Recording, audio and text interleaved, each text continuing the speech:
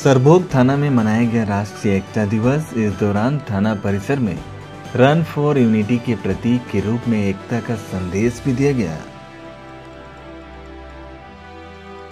आज सरदार वल्लभ भाई पटेलर 150तम जन्म जयंती उपलक्षे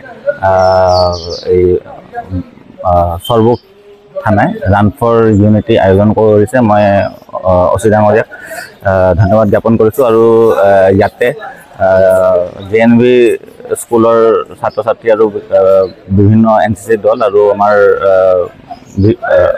বিষয়ববীয়া আৰু থানা নাগৰিক কমিটিৰ সদস্য ইয়াতে ইনভলভ আছিল। তো সকলোকে এই শৰ্ট নোটিছত আমাৰ লগত যোগদান কৰি ইয়াতে পাৰ্টিচিপেট কৰাৰ কাৰণে মই ধন্যবাদ জনাইছোঁ। আজি সৰ্দাৰ বল্লভভাই পেটেলৰ যেটো 100 বছৰীয়া জন্ম জয়ন্তী এই উপলক্ষে আমি গোটেই বৰপেটা জিলাত প্ৰতিখন থানাতে আমি ৰান ফৰ ইউনিটি প্ৰগ্ৰাম আয়োজন কৰিছোঁ।